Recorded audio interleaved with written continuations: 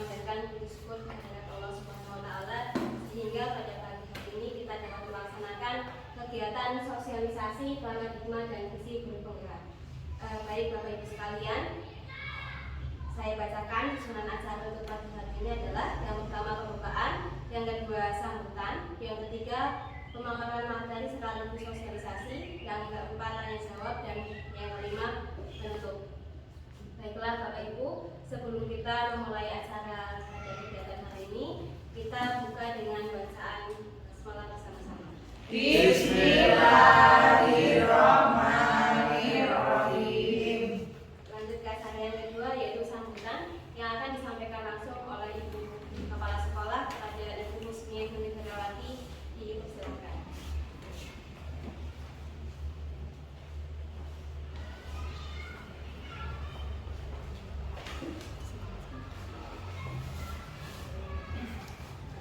Assalamualaikum warahmatullahi wabarakatuh. Waalaikumsalam warahmatullahi wabarakatuh. Yang terhormat Bapak Ibu Dewan Guru SD Negeri Jedit Kabupaten.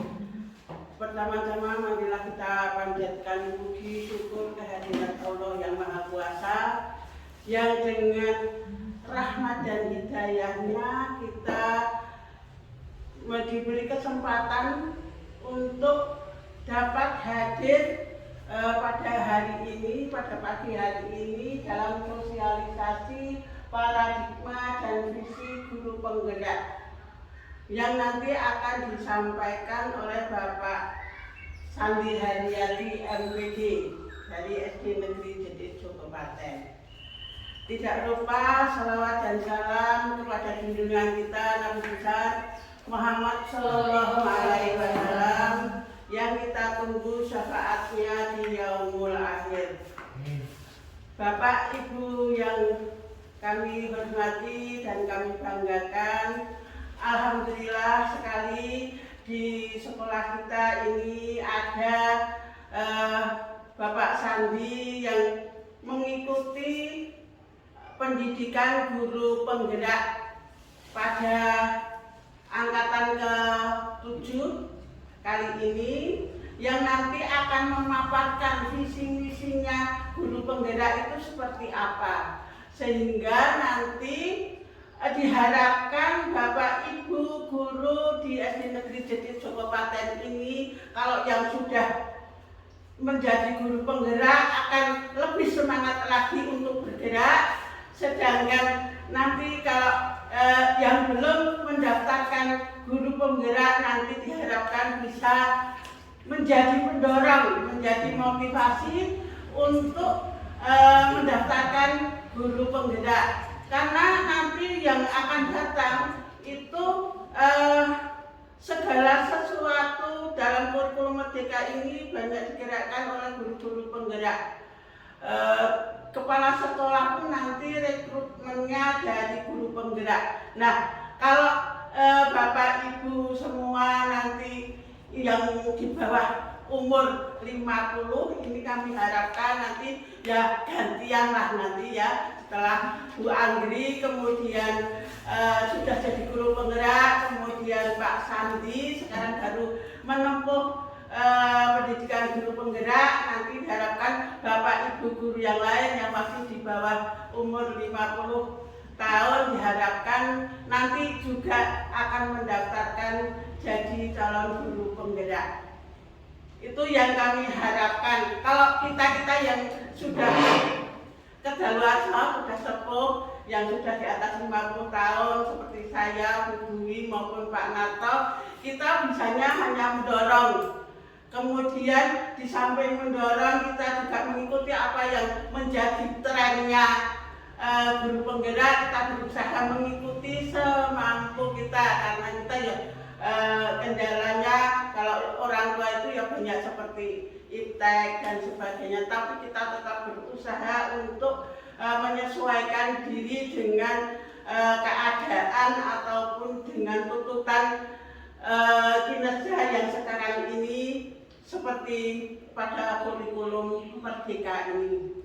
Nah, Bapak Ibu yang kami hormati, semoga acara pada hari ini nanti bisa berjalan dengan lancar dan sukses, dan akan menjadi pendorong bagi Bapak Ibu semua untuk nanti bisa lebih bergerak lebih maju lagi dan tertarik untuk menjadi guru penggerak yang lain. Barangkali itu saja dari saya, ada kurang lebihnya saya mohon ya maaf yang sebesar-besarnya. Wassalamualaikum warahmatullahi wabarakatuh. Waalaikumsalam warahmatullahi wabarakatuh.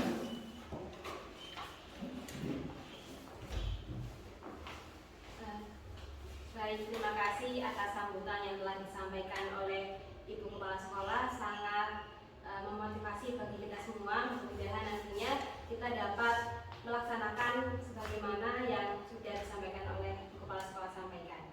Nah, baik Bapak Ibu sekalian, apakah sudah siap untuk mengikuti kegiatan sosialisasi hari ini? Siap. Nah, selanjutnya adalah sosialisasi yang akan disampaikan oleh calon guru tunggal kita, Pak Sandi Haryadi SPD MPD. Kepada Bapak Sandi Haryadi SPD MPD, dipersilakan. Ya, terima kasih. Tepuk tangan.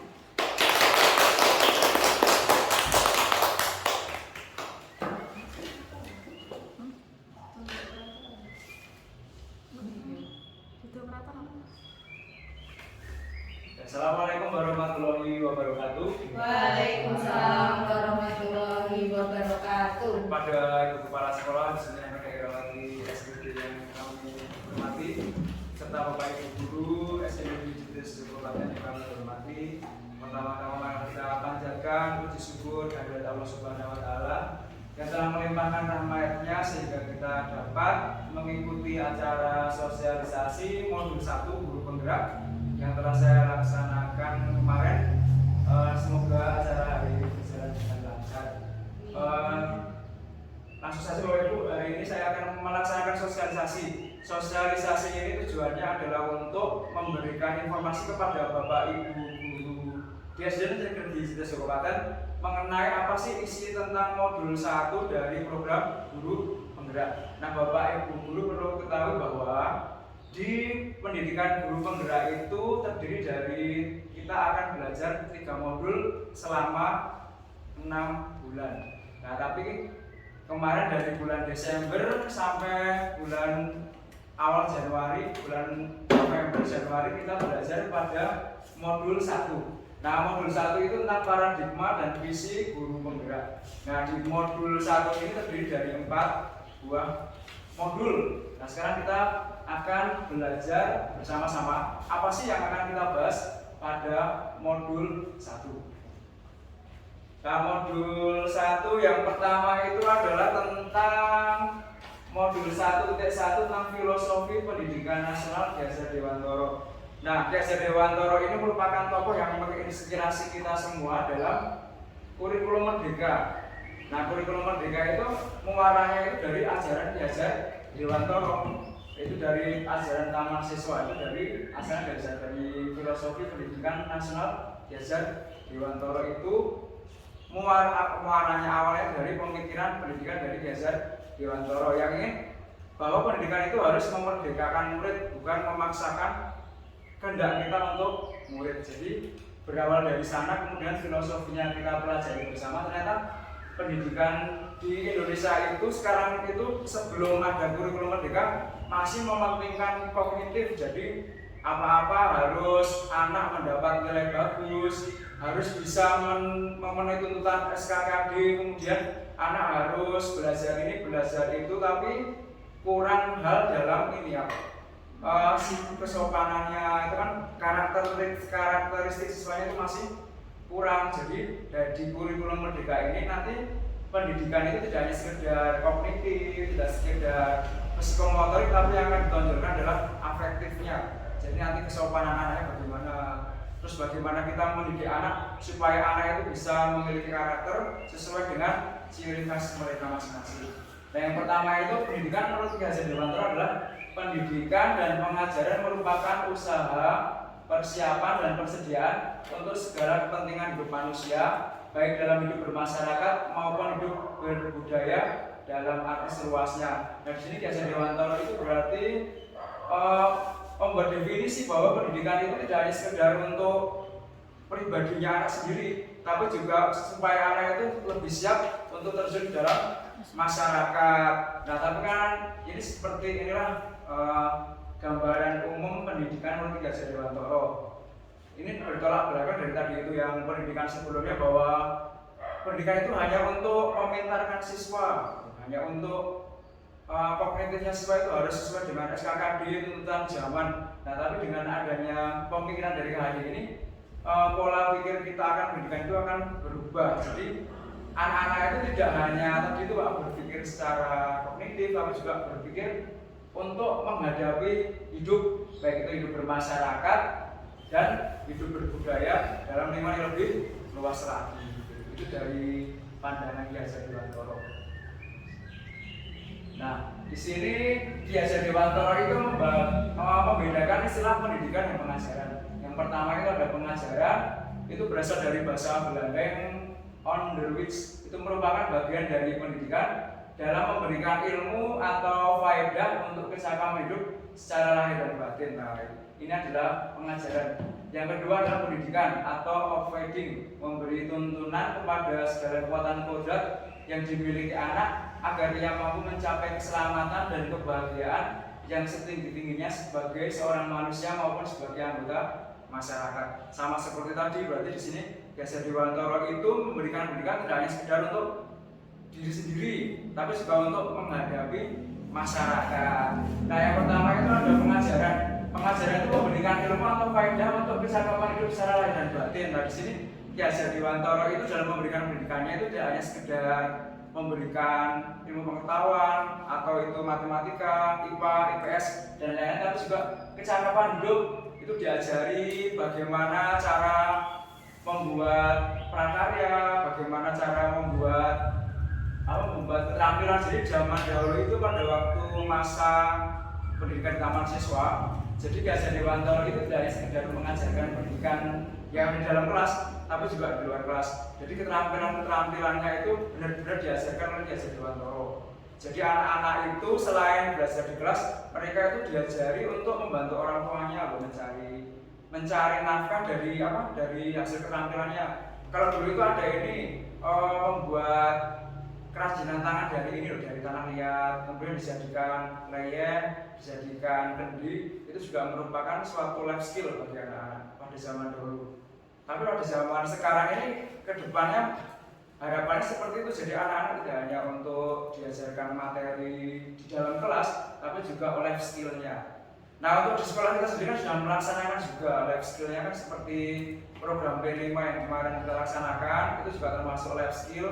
Anak-anak sudah mengerti bagaimana cara menanam tanaman, merawat, kemudian memanen, kemudian bagaimana cara mengolahnya. Nah, itu termasuk salah satu life skill yang bisa kita ajarkan di lingkungan sekolah. Nah, kemudian pendidikan juga merupakan mencapai keselamatan dan kebahagiaan. Nah, ini berdasarkan dasarnya itu adalah teori tabula rasa. Jadi anak-anak itu adalah tadi itu adalah selembar kertas kosong, kertas putih. Nah, nanti kemudian kita sebagai guru itu menulis apa kita akan, dan kita menulisnya itu dengan hal-hal yang baik tentunya. Kemudian ada juga yang mengatakan bahwa kertasnya itu sudah diisi dengan tulisan, tapi kita sebagai guru harus bisa menghapus yang jelek. Itu merupakan teori-teori bagaimana bahwa anak itu memiliki ciri khusus sendiri, ciri khas masing-masing. Jadi misalnya kita di kelas kita ada 12 anak, ya di 12 anak itu memiliki karakter masing-masing, dan kita itu tidak bisa memaksakan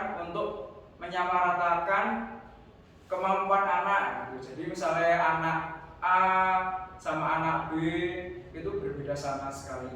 Jadi kan seperti kita tahu bahwa namanya juga dari keluarga yang berbeda tentunya memiliki karakter juga yang berbeda.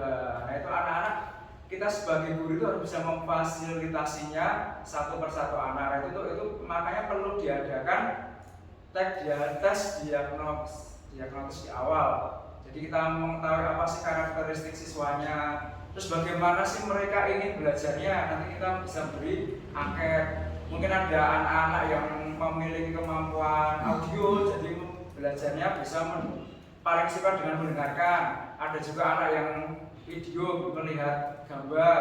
kemudian ada yang visual juga melihat gambar, atau misalnya kinestetik, mereka senang dengan gerakan-gerakan, misalnya dengan olahraga atau dengan permainan. Jadi anak-anak itu memiliki ciri khusus dalam melakukan pembelajaran. Jadi misalnya kita sebagai guru itu selama ini kita masih cenderung memaksakan kehendak anak. Jadi kalau dalam pembelajaran kita selalu masih berpusat kepada guru kebanyakan.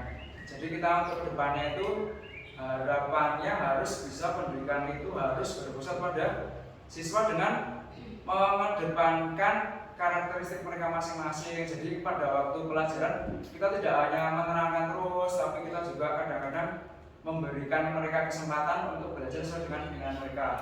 Nah, misalnya kalau ada ini pembelajaran matematika kan kita selalu memberikan soal terus dengan sistem drill.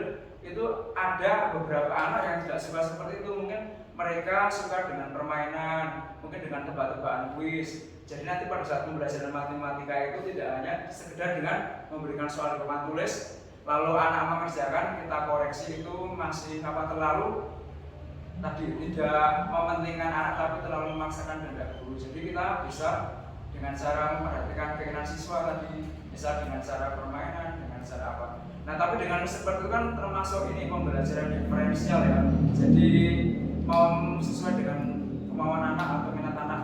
Itu untuk kita sendiri sebagai kelas yang kecil itu masih bisa mudah diatasi. Tapi untuk yang kelas besar untuk pembelajaran diferensial ini kan kalau kita memenuhi semua permintaan anak atau ciri-cirinya anak itu kan susah sekali dari beberapa siswa. Nah itu caranya dengan cara ini dibuat pembelajaran dengan bergantian. Misalnya selama 1 hari itu, kalau siang itu kita misalnya dari pagi kita sedang belajar dengan auditori mendengarkan. Nanti kalau siang kita berubah ya visual. Nanti siang lagi yang jam pembelajaran ketiga kita bisa melaksanakan kinestetik. Jadi anak-anak itu dalam 1 hari seharusnya tidak belajar dengan satu metode pelajaran yang sama.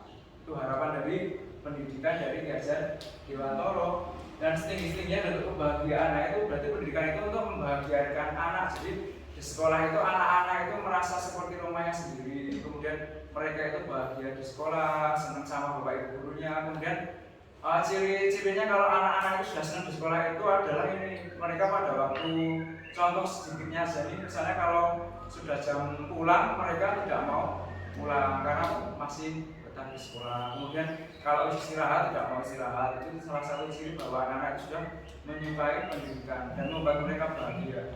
Jadi itu kemudian sama seperti ini kan kalau misalnya kita juga misalnya ada ulangan anak-anak mendapat nilai kurang dari KKM misalnya 0 kan anak-anak itu kadang sedih, kadang merasa minder sama teman-temannya. Itu tugas kita itu bagaimana supaya anak-anak itu walaupun dapat nilai 0 tapi tetap bisa merasa bahagia. Mungkin kita bisa memberikan mereka motivasi, dukungan. Kemudian nanti kita bisa ajak belajar bersama supaya anak tersebut yang dapat nilai KKM tidak merasa down. Itu dari Ki Hajar Dewantoro. Dan intinya itu adalah anak-anak itu harus belajar dan bahagia di sekolah. Tapi ya itu tergantung siswanya juga dan karakteristik masing-masing. Nah, yang kedua, berikutnya adalah sistem amok dan menuntun. Nah, di sini Ki Hajar Dewantoro itu juga ada memberikan istilah sistem pamong. Jadi pendidik itu sebagai pamong yang memberikan tuntunan dan arahan agar peserta tidak kehilangan arah dan memberikan diri kehilangan arah. Jadi anak-anak itu seperti tadi yang saya ungkapkan tadi bahwa tabula rasa itu dari kertas kosong, kemudian kita sebagai guru memberi tulisan yang baik. Ini di sini dari sistem among ini telah merupakan salah satu integrasinya. Nah, jadi anak-anak itu kita ajak untuk supaya tidak kehilangan arah. Jadi pendidikan itu dalam sistem among itu memberikan anak-anak supaya itu sesuai dengan arahan, sesuai dengan hal-hal yang baik. Jadi supaya anak-anak itu tidak terhindar dari hal-hal yang buruk. Nah itu namanya sistem among dan menuntun. Dan anak-anak itu kan memiliki ciri khusus dan kita itu tidak bisa mengubah ciri khusus anak, tapi kita hanya tidak bisa menghapus loh. Kan karena seperti tentang toleransi tadi, kita tidak bisa menghapus apa ciri khusus anak, tapi kita cuma bisa menggiring mereka ke jalan yang benar supaya tidak salah. Kemudian filosofi pendidikan Ki Hajar Dewantara ing ngaso sing tulodo ing madu mangun parsu dan tuturi handayani. Nah, ini merupakan sudah menjadi simbol dari pendidikan nasional Indonesia.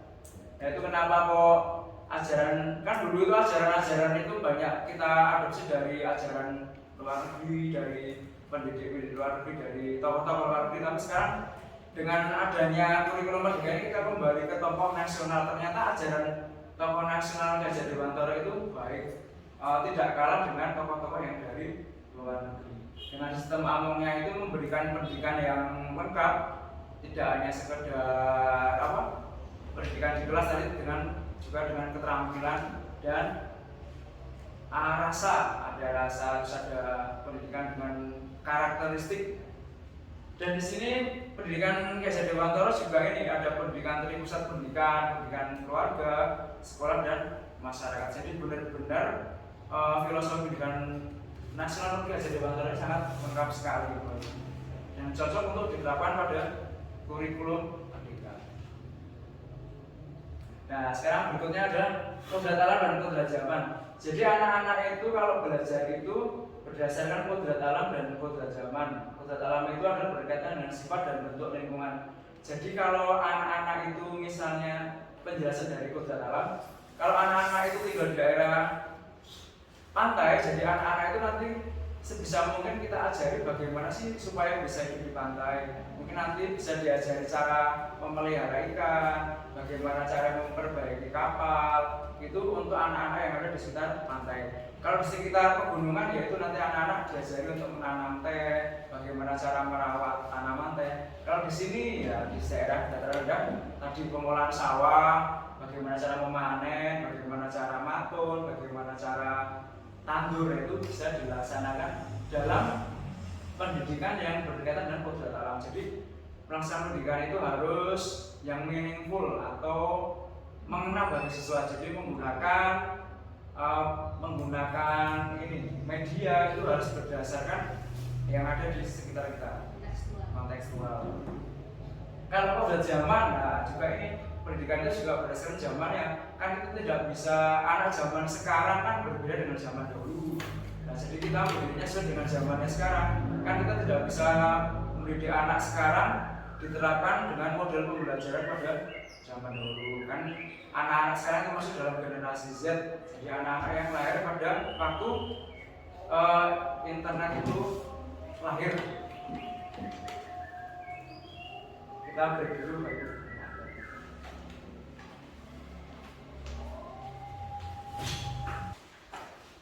Ya, terima kasih Bapak Ibu tadi sudah mendengarkan adzan. Sekarang kita lanjutkan, tadi sudah budi pekerti. Nah, budi pekerti itu adalah perpaduan cipta, itu adalah kognitif, karsa itu afektif, dan sehingga menghasilkan karya atau psikomotor. Jadi bukan cipta, rasa, dan karsa, tapi cipta, karsa, dan karya. Itu adalah salah satu ajaran budi pekerti yang disampaikan oleh Ki Hajar Dewantara.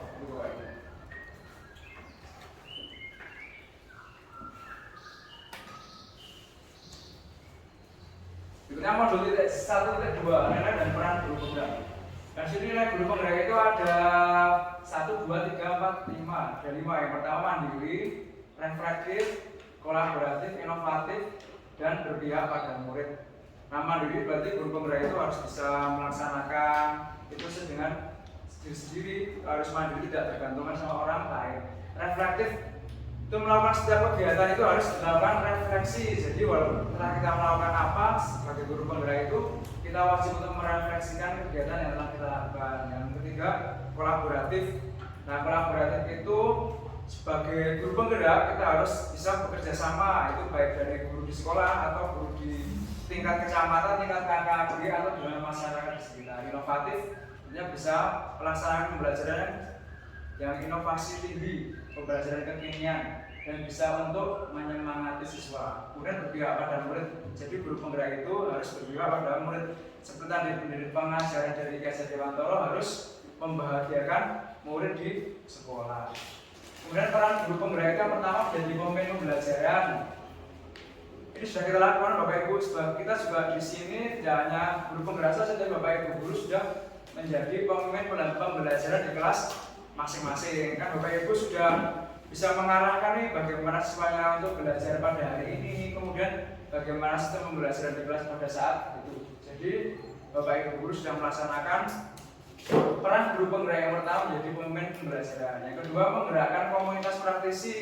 Nah, di SDN Kabupaten ini banyak sekali kan yang menjadi pengurus organisasi. Ada Bu Ninda, ada Bu Ulfa, ada Bu Anggi, ada Bu Karis juga. Mereka masuk dalam pengurus KKG. Nah, berarti kan sudah menggerakkan komunitas praktisi yang ada di Kapanewon Sleman. Berarti kan Bapak Ibu sudah bisa nih disebut sebagai guru penggerak. Terus yang ketiga, menjadi coach bagi guru lain.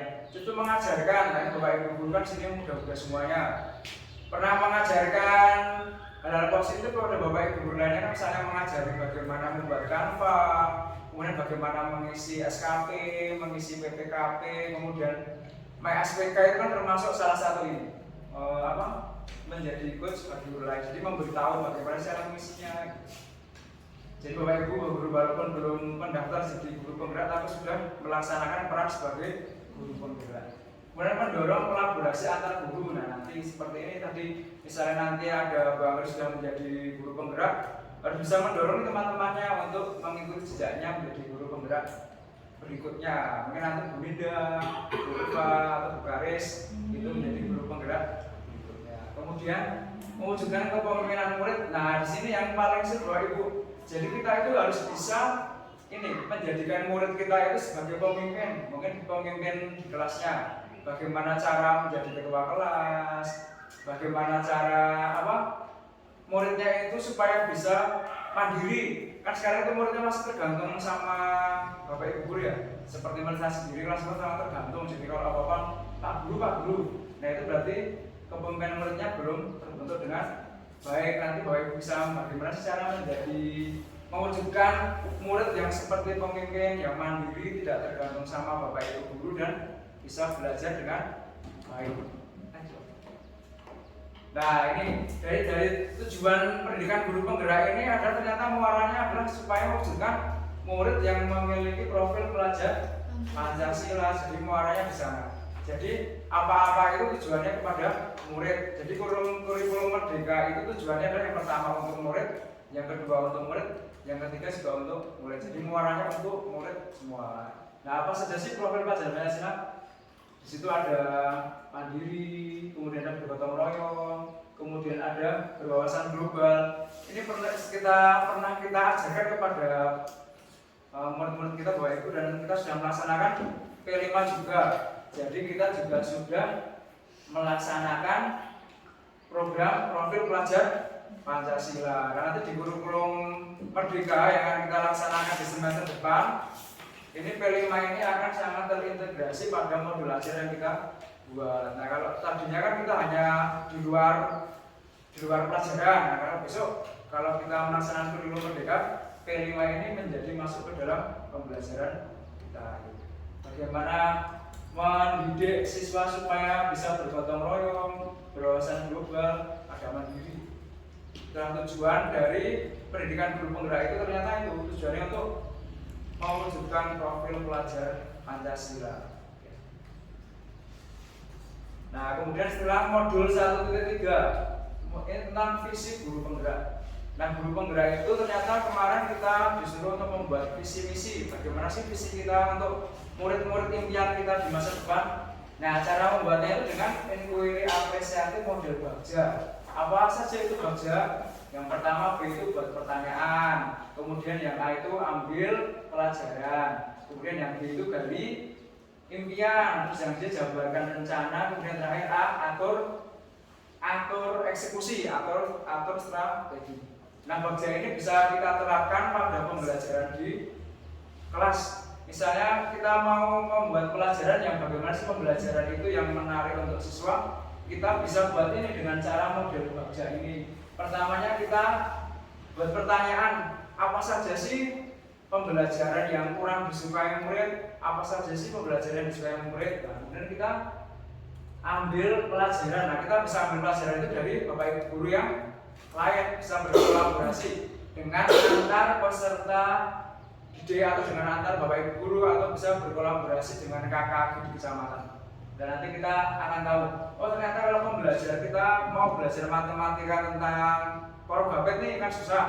Nanti kita bisa ambil pelajaran dari guru lain, bagaimana cara mengajarkan porobabet biar mudah diterima oleh siswa. Itu kita bisa menggunakan metode bagja ini untuk membentuk suatu sistem pembelajaran. Nah, metode bagja ini seperti model-model pembelajaran yang kita ketahui, ada inquiry, ada inquiry, terus ada macam sekali, baik sekali, ada PDL, PJDL. Nah, itu sama seperti ini. Next. Nah, ini visinya. Visi murid impian. Jadi murid impian adalah murid, bagaimana sih murid kita selama 20 tahun ke depan atau 10 tahun ke depan. Jadi kan kita punya murid di kelas nih Bapak Ibu. Jadi kita itu punya visi untuk murid kita selama 10 tahun ke depan itu kira-kira pengen jadi apa sih murid kita. Nah, ternyata kita bisa merumuskan dengan strategi bagja tadi, dan kita dapatkan bahwa visi murid impian murid saya kelas 4 itu kira-kira bisa 10 tahun ke depan seperti ini. Mewujudkan peserta didik yang berkarakter aman. Aman itu apa? Agamis, mandiri, analitis, dan nasionalis sesuai dengan profil pelajar Pancasila. Itu sih kira-kira visinya untuk murid saya ke depan selama 10 tahun mendatang. Nah, bagaimana kita meraih visi ini? Nah, kita mulai dari sekarang mewujudkan dengan cara ini, membuat program-programnya. Bagaimana programnya supaya anak itu agamis? Nantinya sudah kita laksanakan dengan cara sholat zuhur berjamaah, dengan TPA, kemudian dengan sholat duha. Kalau mandiri, nah anak mandiri itu bisa juga. Mandiri itu misalnya dengan kita melaksanakan program piket kelas tuh. Nah, anak-anak itu diajak untuk mandiri. Jadi piket kelas itu sudah diberi tanggung jawab. Kemudian yang lain tugas menyapu siapa, tugas ini siapa, nanti itu bisa melatih mandiri. Atau juga mandiri itu tentang ini, pada waktu anak-anak di rumah, apakah itu bisa membantu orang tuanya, kemudian apakah dia itu bisa membereskan tempat tidurnya, itu sudah termasuk dalam hal mandiri. Analitis, nah analitis itu anak-anak kita ajak untuk berpikir kritis nih, bagaimana secara mengatasi suatu permasalahan. Nah, kalau ada permasalahan itu anak-anak jangan kita langsung beritahu solusinya, biar mereka berpikir apa saja sih. Jadi menganalisisnya itu dengan cara apa saja sih yang membuat, misalnya contohnya untuk menganalisis analisis anak yang terlambat sekolah nih, misalnya Riko kelas 4 kok terlambat sekolah. Nah, kita itu tidak langsung mengejudge bahwa Riko kamu terlambat, kamu salah, kamu tidak menaati peraturan, tapi kita ajak analisis dulu. Anak itu kita ajak masuk ke kelas, kemudian kita ajak bicara sebagai seorang teman ya. Jadi friend tidak, kamu salah, kamu melanggar aturan, kamu anak nakal. Itu termasuk yang tadi itu guru masa lalu. Tapi kalau guru masa sekarang nggak seperti itu. Jadi Mas Riko kenapa kok terlambat? Jadi kita seperti temannya. Dan kemudian dia itu menceritakan. Nah, kemudian kita analisis. Oh, ternyata Riko itu terlambat gara-gara tidak sarapan nih, karena menunggu sarapan nasinya belum masak. Nah, karena mungkin bundanya sedang ngurusi anaknya, jadi nasinya itu matangnya terlambat, jadi Riko datang sekolahnya terlambat. Nah, jadi kita analisis, kita tidak langsung mengejut anak itu salah. Nah, kemudian kita cari solusi. Nah, solusinya bagaimana supaya Riko ke depannya tidak terlambat. Mungkin nanti Riko bisa minta uang saku bisa simbahnya untuk bisa sarapan di sekolah. Jadi anak-anak itu belajar untuk menganalisis permasalahan diri dia sendiri, tidak hanya langsung kamu salah. Profil pelajaran Pancasila seperti tadi yang disebutkan, jadi muaranya dari pendidikan guru penggerak itu adalah mewujudkan siswa atau peserta didik yang sesuai dengan profil pelajaran Pancasila. Nah, modul 1 adalah modul terakhir Bapak Ibu. Di sini ada budaya positif. Nah, budaya positif itu apa sih? Pertama kita akan belajar konsep disiplin positif dan motivasi. Disiplin itu berasal dari bahasa Latin disiplina, artinya belajar. Juga berasal dari akar kata disciple, artinya murid atau pengikut. Jadi disiplin itu memang tujuannya untuk membelajarkan siswa, jadi supaya anak itu disiplin, jadi anak itu belajar tepat waktu, kemudian belajar mengerjakan tugas dengan tertib, itu termasuk dari disiplin. Kemudian dari situ ada teori motivasi. Nah, teori motivasi itu berkaitan dengan ini, tindak disiplin ini kemudian ada motivasi dari diri sendiri siswa. Saya tuh pengen disiplin tuh pengen apa sih? Terus yang pertama itu alasannya untuk menghindari ketidaknyamanan dan hukuman. Biasanya anak-anak itu kalau disiplin supaya tidak dihukum sama gurunya. Misalnya kalau upacara harus pakai seragam putih, merah putih, kan supaya tidak dihukum sama gurunya. Itu termasuk teori yang pertama, jadi menghindari ketidaknyamanan dan hukuman. Yang kedua, untuk mendapatkan imbalan atau penghargaan. Nah, ini sering kita lakukan di kelas kita masing-masing. Misalnya anak-anak nanti kalau kamu juara 1 kamu akan dapat ini, kemudian kalau kamu nanti nilainya 10 kamu dapat ini, nanti kalau kamu bisa diskusi dengan baik kemudian mempresentasikan hasil dengan baik kamu dapat hadiah dari Pak Guru. Itu termasuk motivasi yang kedua. Jadi aku pengen dapat nilai 100 sudah dapat hadiah dari Pak Guru. Nah, itu dari motivasi siswa itu macam-macam. Kemudian yang ketiga, menjadi orang yang mereka inginkan dan menghargai diri. Nah, ini yang ketiga ini. Yang ketiga ini adalah motivasi yang benar-benar dari dalam sendiri. Jadi tidak ada dorongan dari luar. Kalau yang kedua itu kan ada dorongan dari luar nih, kan dihukum sama Pak Guru, dikasih hadiah sama Pak Guru. Nah, itu masih motivasinya masih kurang mengena bagi siswa. Tapi motivasi yang bagus yang ketiga ini, yang menjadi diri sendiri, menghargai diri sendiri. Oh, ternyata kalau upacara nggak pakai seragam ini jadi jelek ya, tapi itu berasal dari diri sendiri. Itu memang motivasi yang paling bagus, itu yang ketiga. Nah, itu kita sebagai guru harus bisa ini memunculkan niatan siswa itu dari yang ketiga itu. Tapi masih susah ya, bagaimana memunculkan internal motivasi. Tapi selama ini kita masih yang kedua dan yang pertama. Jadi kita sebagai penghukum, guru sebagai penghukum. Jadi kita tuh sekarang kalau kemarin pada waktu lokakarya, kebanyakan guru Indonesia itu masih sebagai penghukum. Jadi perannya sebagai penghukum. Jadi belum bisa sebagai teman, belum bisa sebagai manajer. Dan tingkatan guru yang bagus itu sebagai manajer. Jadi manajer itu bisa mengelola siswanya itu tidak hanya marah-marah. Sekarang kan kebanyakan kemarin dikatakan bahwa sebagian besar guru itu masih di posisi sebagai penghukum. Jadi apa-apa kalau siswa tidak mengerjakan itu mesti kita hukum loh. Kamu tidak mengerjakan PR, mengerjakan luar, kamu tidak pakai ini apa, terus sebagian besar gitu. Dan itu nanti akan berpengaruh kepada siswa, termasuk ini loh. Jadi motivasinya jadi yang pertama. Jadi anak itu langsung wah aku tidak ada PR atau. Nah, itu sebagai PR untuk guru-guru di Indonesia, kata pembicara yang pakai. Next. Nah, keyakinan kelas, apa itu keyakinan kelas? Nah, sekarang itu keyakinan kelas itu menurut dosen adalah suatu keyakinan yang lebih memotivasi seseorang dari dalam dan memotivasi secara intrinsik. Orang akan lebih tergerak dan bersemangat menjalankan keyakinan daripada serangkaian peraturan. Jadi makanya kalau yang di kelas-kelas itu lebih baik adalah menggunakan keyakinan kelas sesuai dengan motivasi yang tadi supaya timbul dari dalam diri. Jadi peraturan kelas itu kita ubah menjadi keyakinan kelas. Kalau peraturan kelas kan misalnya datang kalau tidak memakai topi apa, kalau tidak berseragam apa gitu kan. Tapi kalau keyakinan kelas itu biasanya berubah kalimat-kalimat positif. Saya akan datang tepat waktu, kemudian saya akan mengerjakan tugas tepat waktu. Itu termasuk keyakinan kelas. Tapi kalau peraturan itu biasanya sifatnya negatif, hukuman. Nah, keyakinan kelas itu salah satu tadi jalan bagaimana kita untuk memunculkan motivasi intrinsik dari dalam diri siswa. Nah, bagaimana cara membuat keyakinan kelas? Nah, caranya itu yang pertama, keyakinan itu bersifat abstrak daripada peraturan kelas.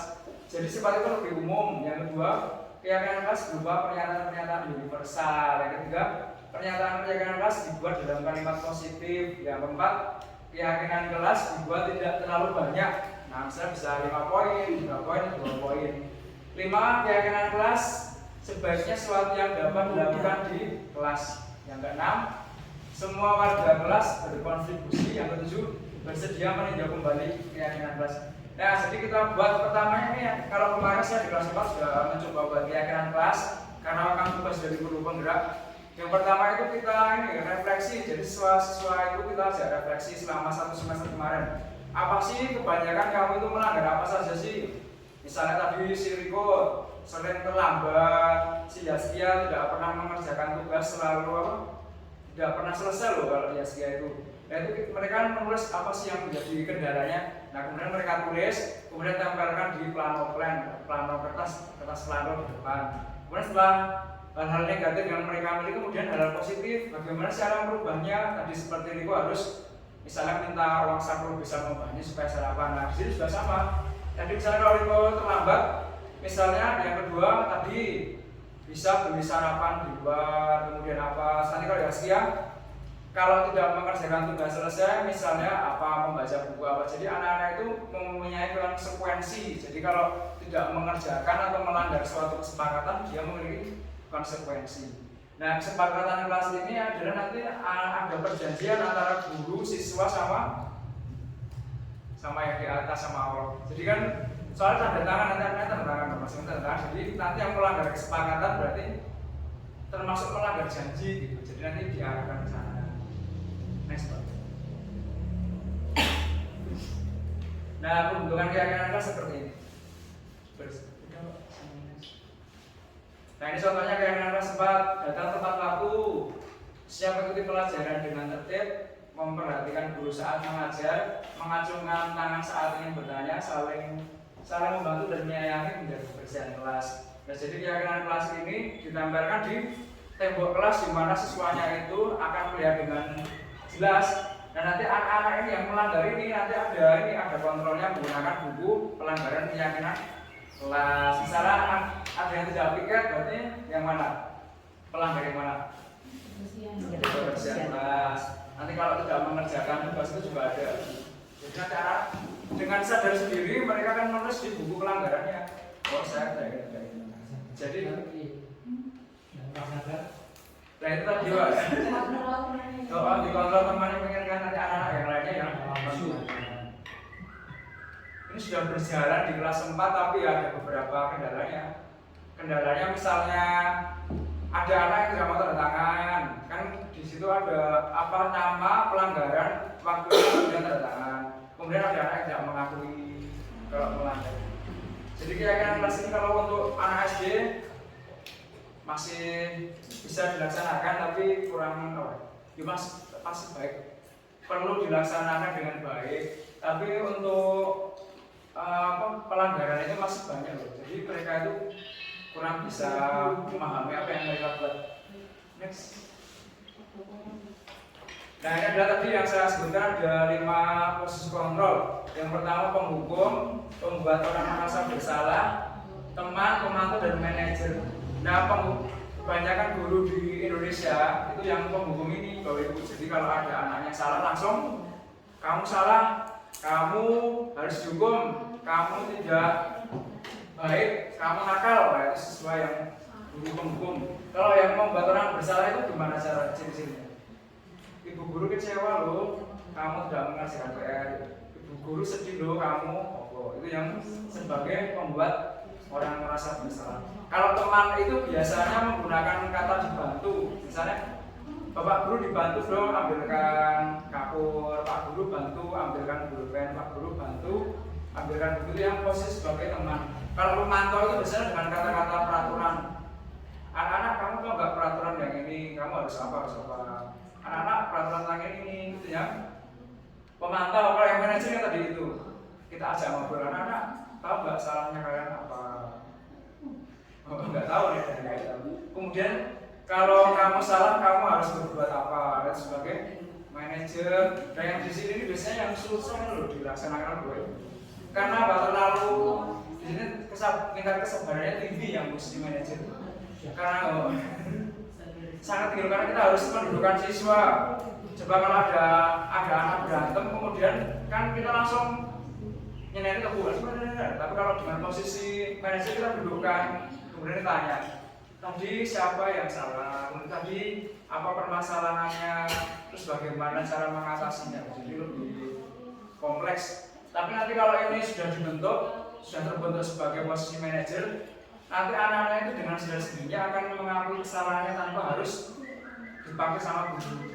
Kan misalnya kalau kita akan kamu mencuri uang, kemarin guru lihat kamu mencuri uang gitu kan sebagai penghukum, kamu mencuri, kamu harus hukum, kemarin guru lihat kamu mencuri uang infak, ya itu termasuk yang ini. Tapi kalau yang posisi manajer, anak-anak kita bawa ke kantor, kemudian dibilang gini, anak tahu nggak kenapa kok dibawa ke kantor, kemudian kamu merasa ada sesuatu yang lain nggak? Jadi pertanyaan lebih luas. Itu yang menjadi PR kita bisa melaksanakan ya sebagai posisi manajer. Dari tiga restitusi ini ada cara melaksanakan supaya kita sebagai posisi manajer. Yang pertama itu menstabilkan identitas, terus memvalidasi tindakan yang salah, kemudian tiga menanyakan keyakinan. Nah itu tadi fungsi dari keyakinan kelas untuk di sini untuk kegiatan segitiga restitusi. Contohnya menstabilkan identitas begini. Misalnya ada anak yang datang terlambat. Kemudian kita bilang gini, misalnya sampai kita ambil contohnya Dani kita panggil ke kantor, kemudian kita ajak bicara. Dani, kamu kenapa kok terlambat? Saya jawab. Terus kemudian kita jangan langsung mengejudge anak itu kalau terlambat. Saya kemudian bilang gini, dulu bapak ibu guru juga pernah terlambat kalau ke sekolah. Jadi jangan bersikap, jangan sedih. Jadi kita memposisikan kita juga salah seperti dia. Itu yang namanya menstabilkan identitas. Jadi anak-anak itu tidak merasa terzalimi. Ya. Jadi kalau misalnya ada anak-anak yang tadi terlambat, kita juga bilang dulu Pak Guru itu juga pernah terlambat. Tapi terlambatnya tidak seperti Dani. Jadi apa? Supaya anak itu tidak sangat down. Kemudian setelah itu kita validasi tindakan yang salah. Kemudian kita tanyakan, Mas Dani kenapa kok terlambat sih? Alasannya apa? Karena tanya bilang ini Pak, bangunnya kesiangan ini. Terus nanti kita validasi, lah kenapa kok bangunnya kesiangan? Jadi kita disitu mengejar terus sampai ketemu alasan yang tepat. Dan kalau sudah di situ sampai sini, ketiga kita langsung tanyakan keyakinan anak-anak. Mas Dani tahu nggak keyakinan kelas kita yang kita buat apa? Karena dia ada datang tepat waktu. Untuk Mas Dani itu melanggar keyakinan kelas nggak? Iya. Jadi nanti dari diri sendiri merasa salahnya. Bukan kita yang menyalahkan dia, tapi mereka dengan sendiri ngomong iya. Jika kita sampai langsung menuntut kamu telat, ya kamu salah ini. Langsung dia kan merasa apa ya? Down. Tapi kalau yang sebenarnya kayak gitu, itu jadi ajaran dari KHD, dari dosen itu tentang segitiga restitusi. Dari contohnya, bagaimana cara membuat segitiga restitusi. Jadi anak-anak itu diskusi dulu, kemudian menempel di papan tulis. Setelah itu kita ambil dari beberapa ini yang menjadi mayoritas loh. Kan mayoritas kelas 4 itu tidak mengerjakan tugas dengan tepat waktu loh. Dan di sini ada salah satu mengerjakan tugas tepat waktu. Jadi kalau di sana tidak mengerjakan tugas tepat waktu, di sini harus dengan kalimat positif. Kemudian tadi ada yang Riko datang terlambat juga ada, datang tepat waktu. Kemudian kalau waktu Yasmin itu kan sering mengejek temannya Yasmin, terus si Panes ya juga ada, jadi menyayangi dan menghormati teman. Jadi nanti dengan keyakinan kelas itu diharapkan anak-anak itu dapat mengurangi hal negatif yang terlaksana selama 1 semester kemarin. Dan mudah-mudahan berhasil kalau teorinya benar-benar sesuai. Sesuai nggak buat ini sebagai guru penggerak sebelumnya?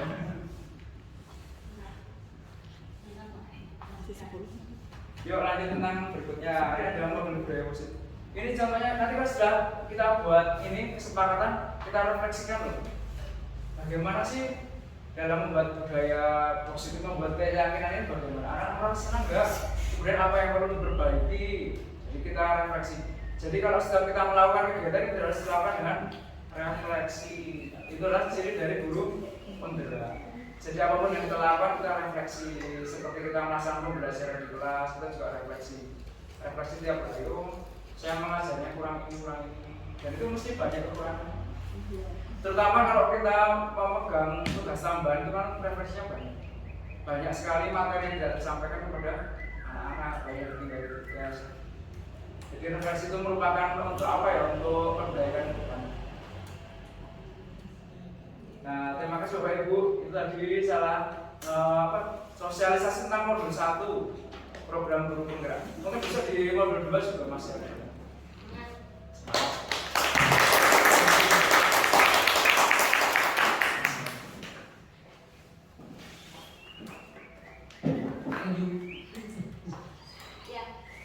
Baik, terima kasih kepada Pak Sandi Haryadi MPD yang telah memaparkan materi yang sangat luar biasa, telah menjadi pengingat buat kita para Bapak Ibu guru supaya dapat lebih baik, dapat menjadikan murid sebagai pusat dalam kegiatan pembelajaran.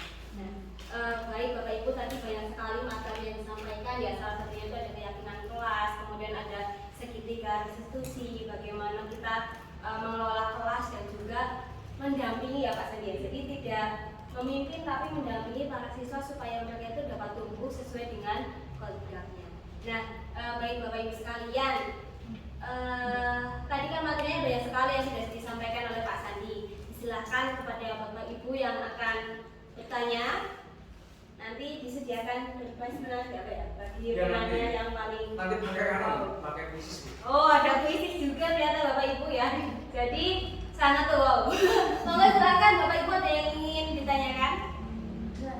Ya silakan Bu Linda. Pak Sandi, saya mau tanya, kalau tadi menurut Si Hajar Dewantara itu kan pembelajaran tujuannya untuk mempersiapkan siswa di masyarakat, kemudian menjamin kebahagiaan dan keselamatan siswa setinggi-tingginya. Kita juga harus melaksanakan pembelajaran diferensial. Nah, bagaimana penerapan pembelajaran tersebut pada kelas 6 di semester 2, sedangkan di semester 2 itu kita bekerja dengan ASPD. Ya, terima kasih Bu atas pertanyaannya. Pembelajaran diferensial itu bisa dilaksanakan benar tadi sesuai dengan karakteristik siswa masing-masing. Nah, misalnya kita kan di semester 2 ini untuk kelas 6 itu hanya berfokus pada 3 mapel, ada bahasa, matematika, sama IPA. Nah, kita melaksanakan pembelajaran diferensinya itu pada saat kita melaksanakan pembelajaran 3 mapel itu. Jadi nanti kita lihat nih anak-anaknya minat belajarnya itu seperti apa. Misalnya kalau matematika itu, kalau Dinda sama Ayulia itu modelnya drill soal. Jadi mereka itu pengen soalnya ini tambah terus, jadi satu soal itu 5 bentuk soal yang berbeda, itu modelnya drill. Itu kalau Dinda sama Ayu. Tapi kalau Lilis itu modelnya dia itu pengennya itu dengan cara ini diterangkan dulu. Jadi kalau Lilis itu modelnya terangkan satu dulu, mengerjakan satu soal seperti ini, kemudian itu mengulangi soal yang sama untuk beberapa kali. Itu yang itu termasuk dalam pembelajaran yang diferensial. Jadi masing-masing anak itu memiliki ciri khusus dalam belajar. Terima kasih Pak Sandi. Ya. Silakan untuk penanya selanjutnya. Tadi sudah ada pertanyaan luar biasa dari Bunda. Ya. Silakan penanya selanjutnya. Iya, oh ya silakan Bu Ulfa. Pak Sandi tadi sudah menjelaskan tentang apa itu tadi alur kerja ya? Iya. Ini istilah baru untuk saya, belum pernah mendengar sebelumnya. Saya mau minta contoh alur kerja dalam proses pembelajaran. Misalnya besok saya ingin menerapkan di kelas saya seperti apa Pak? Ya, terima kasih Bu Ulfa. Bagja itu bisa diterapkan misalnya Bagja itu di ini awalnya itu dari konsep bisnis, jadi salah satu strategi dari bisnis. Nah, Bagja itu ternyata bisa diterapkan dalam pembelajaran. Jika yang pertama ada B, A, B, C, A. Tadi di slide nomor 10-an.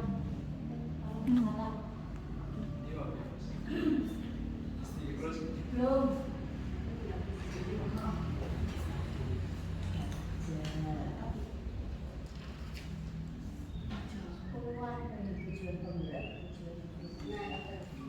Buat pertanyaan misalnya Bu Ulfa mau pembelajaran apa? Matematika atau apa? Ini Indo. Bahasa Indonesia, misalnya bahasa Indonesia tentang apa ya puisi? Baca. Kalimat efektif. Untuk kalimat efektif, kita buat pertanyaan dulu sama untuk kita sendiri. Buat pertanyaan misalnya kalimat efektif itu apa sih? Terus ciri-cirinya apa? Terus nanti kemudian siswanya itu sudah paham enggak tentang materi tentang itu? Apakah menurut saya sudah paham? Jadi di buat pertanyaan itu kita ambil ini loh kondisi apa kekuatan dan kelemahan yang kita miliki. Berarti kekuatan kelemahan kita sebagai guru. Sebagai guru dan sebagai siswa ya. Siswanya ini siswa belum. Kemudian ambil pelajaran misalnya Bu Rifa tadi kalimat efektif itu kurang menguasai ini. Terus nanti Bu ambil pelajaran ini bisa tanya sama Bu Anggi, sama temannya, bisa sama teman satu Gus. Bagaimana cara mengajarkan kalimat efektif yang baik pada anak? Mungkin nanti dengan cara apa? Kemudian setelah itu dari impian, dari impian di sini kan Bu Rifa mencari sumber-sumber referensi ya. Dari targetnya harus apa? Misalnya kalau kalimat efektif ini siswanya harus menguasai berapa. Kemudian yang dijabarkan rencana itu misalnya dengan menggunakan media apa yang mengajarkan. Kemudian nanti dapat nilai bagaimana metodenya apa, lalu dengan dijabarkan rencana. Kemudian atur eksekusi langsung dilaksanakan di pembahasan kelas ya. Iya, terima kasih Pak. Iya. Baik, terima kasih Bu Rifa. Cukup ya jawaban aja ya Bapak Ibu ya, karena kita juga dibatasi oleh waktu. Nah, baik Bapak Ibu, untuk sesi terakhir sebelum menutup yaitu adalah nanti ada kuis ya Pak ya. Nah, sekaligus ditutup sekarang Pak. Iya. Ya, baik Bapak Ibu sekalian, saya selaku MC di sini mohon maaf apabila banyak salah kata, banyak kekurangan. Nanti ditutup begitu selesai kuis di Bapak Ibu. Sekian dari saya. Assalamualaikum warahmatullahi wabarakatuh. Waalaikumsalam warahmatullahi wabarakatuh. Baik, silakan kuisis. Nanti yang mendapat nilai tertinggi dapat hadiah. Posisinya di mana? Di mana? HP. Kafe. Nah, boy ini kode apa ya? Kode apa? Iya. Mau saya rambut kok. Mana kok? Di kuisisnya Pak. Link. Resim gue sih. Ora di link ke? Enggak dikirim ke grup ngono. Enggak di itu wae tulis kode ini. Buka kuisis Aku juga. buka kuisis berarti. Kuisis.com. Oke. Aku orang gue. Enggak, ini web enggak, web. Enter kode langsung kok. Kuisis. Kuis. Kuisis iki, endi iki? Jero apa Terus Pak? join kui. Oh, join 3, 2, kuisis. 3, 1 jualan. Pak, Terus sudah bisa itu. Caranya kepiye Pak? Join my kuisis. Langsung enter kode. Hmm. Enggak usah login. Enggak. Enter kode. Kode itu ya 323. Ya Pak. Bagus juara. Itu apa ya? Oh, ini saya online ya? Belum sih, on join. Untuk game. Iya, biar. Kok enter your name? 3, 2, 3. Nama Hanum. Mahmud ah. Nah, ini loh. Beda. Ini banget. Aris Arianto. Mulai. Terus nunggu kan? Nunggu star loh. Oh iya. Masuk. Mahmud bisa apa sih? Boleh ada buat apa? Di gambar. Gimana mulai? Buat apa? Masih pengen main dulu. Mana Bu? Enggak usah. Itu kan cukup bagian dalamnya Udah udah selesai selesai. kan? Iya. Ini Bu tadi. Mau enggak berhenti? Pak, spill soal dong. Saya kan. Ya udah, nanti kita udah dia. Hadiahnya lah Kak. Bu Dewi, boleh bener bagus buah. Pak, ini kamu loh Pak. Meme Fatih lagi promo tak berbeda. Lupa. Kuis. Pak nunggu oma. Ayam bebek. Oma di sini. 1, 2, 3. Si salju aku merasa kedinginan. Ini ngopi kita. Ngopi. Bapak itu kucing cantik. Aku kedinginan. Yang dikira kamu. Oh, lho, gambarnya kok lu jajar gitu. Ramai. Iki. Oh, ini backgroundnya Mbak ya. Gambarnya apa, Mbak? Gambarnya kuku. Itu sudah dipakai. Gajah. Belum. Enggak apa biar dikrop. Emang kursinya ikut gue. 3 Awas dulu aja Tiga. nanti gue lupa. itu sudah bantu. Insya Allah. Aku Iki saya mak. Itu satu Pak tanggal 5. Kalau kan enggak Cetak apa? Enggak. tutup aja HP-nya Biasanya masih diskriminasi kalau Pak Sandi. Halo, Papa, Oma Dwi ya. Mama, Oma Dwi. Oh, Dwi. Oh, Om Dwi wis masuk ya. Ya Kak, aku main Ya. belum. Kira-kira Mas. Enggak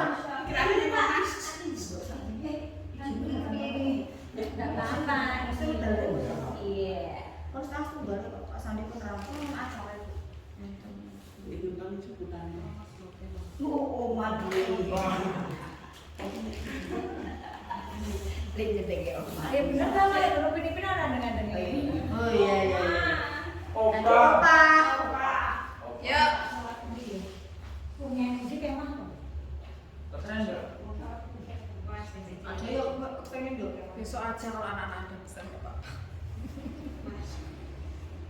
Iya iya iya. 3 2 3. Karena rame-rame baik, di sini kita apa? Di sini kita sukses. Namanya Kak Haji ya. Ya. Oh iya, aku pengen di. Nangis loh. Lihat. Apa?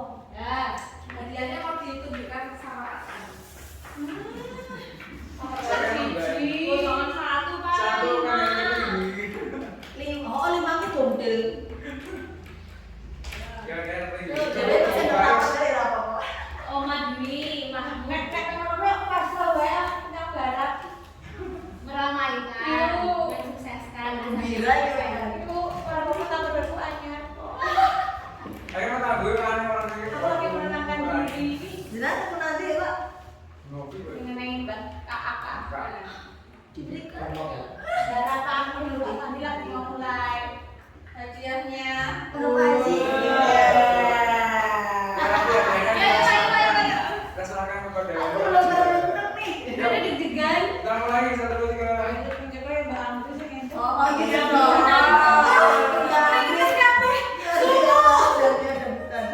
Go.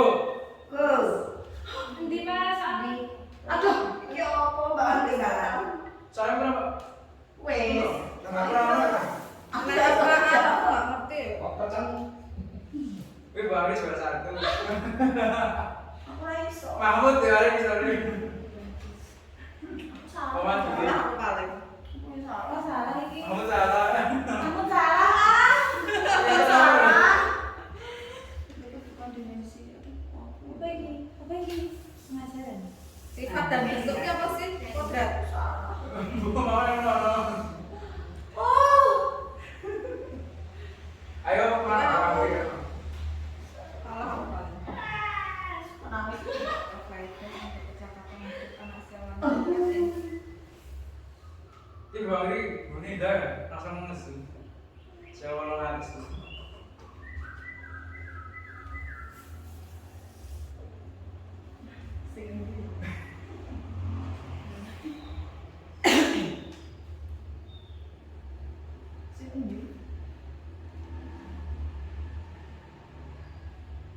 Sifat dan bentuknya apa?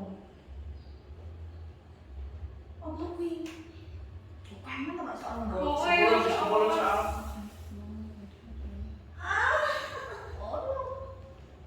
Iki padha iki Bang Giri karo Bang.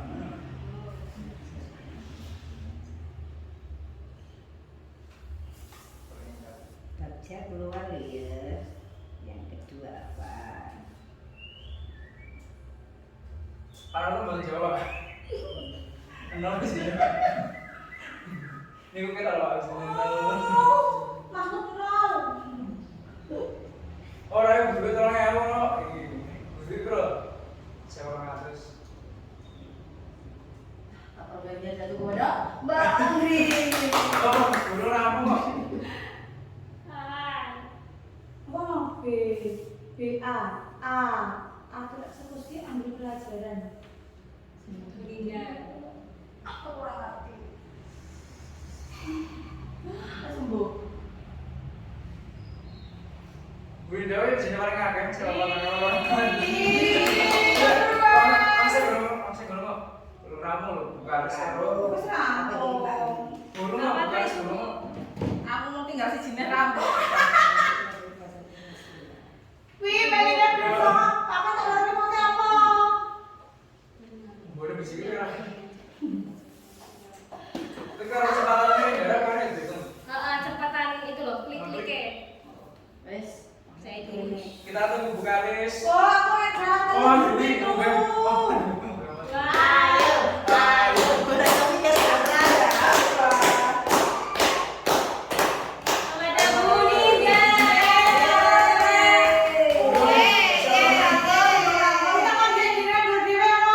Ini saya kira orang bikin orang.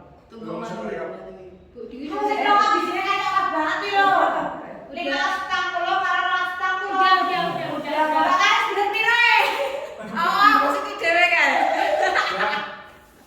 Nah, berarti Budi. Next TGP. Ya. Tuh. Yes. Tupperware. Wih, selamat diberikan kepada Budi. Iya.